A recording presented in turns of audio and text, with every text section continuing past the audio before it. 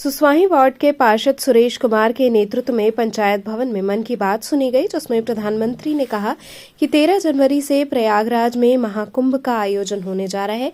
इस समय संगम तट पर भव्य तैयारियां चल रही हैं। जब हम कुंभ में भाग लें तो समाज में विभाजन और नफरत की भावना को खत्म करने का संकल्प लें। कुंभ आयोजन में पहली बार एआई चैटबॉट का इस्तेमाल किया जाएगा। एआई चैटबॉट के जरिए कुंभ से जुड़ी सभी तरह की जानकारी 11 भारतीय भाषाओं में उपलब्ध होगी। वहीं पार्षद ने कहा कि जब भी मन की बात प्रधानमंत्री जी द्वारा की जाती है तो हम सभी को एक से बढ़कर एक जानकारियां मिलती रहती हैं। कार्यक्रम के दौरान पूर्व प्रधान अमरजीत सिंह, सत्यनारायण, पूर्व प्रधान मिंता लाल, एसपी सिंह इत्यादि वार्डवासी उपस्थित रहे। अपने पंचायत भवन सुसवाही में जो कि माननीय प्रधानमंत्री जी के मन की बात की 117वीं संस्करण को सुन रहे हैं।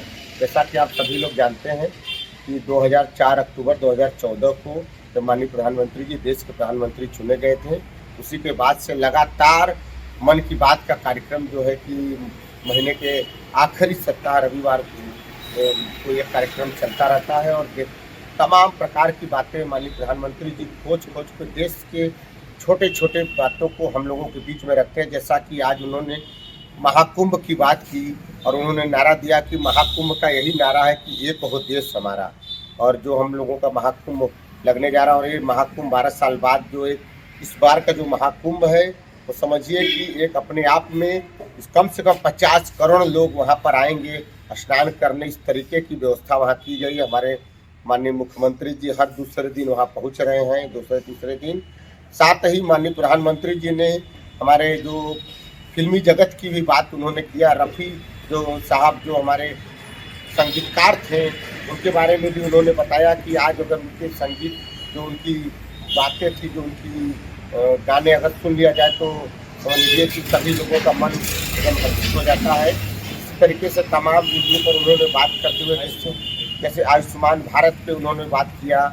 साथ में जो है कि आप देखिए खेल के विभिन्न प्रकार के विधाओं पर उन्होंने लगातार चर्चा करते रहते हैं। साथ ही अभी हम लोग देख रहे थे जैसे कि उन्होंने मलेरिया पे बात किया कि मलेरिया की जो बीमारी लगातार, जबकि उन्होंने बताया कि WHO ने भी बताया है कि मलेरिया पर हम लोग भारत ने लगभग विजय प्राप्त कर लिया है। साथ ही उन्होंने किसानों पर भी चर्चा की, टमाटर की खेती उन्होंने बात किया, जो कि लगभग एक छोटे से गांव जो उड़ीसा के कालाहांडी एक छोटे से गांव की चर्चा की है, जिस गांव में ऊसर बंजर खेत थे, लेकिन आज वहां लगभग 200 किसान मिलकर 1.5 करोड़ प्रति वर्ष का उन लोगों का टर्नओवर हो गया। किसान जो है टमाटर की और जो है कि आलू प्याज की भी ट्रेनिंग ले रहे हैं। तो इस प्रकार के आयुर्वेद से संबंधित छोटी छोटी बात जो कि हम लोग नहीं भी जानते हैं, माननीय प्रधानमंत्री की सोच देखिए कि वो हम लोगों के बीच में लगातार रखते रहते हैं।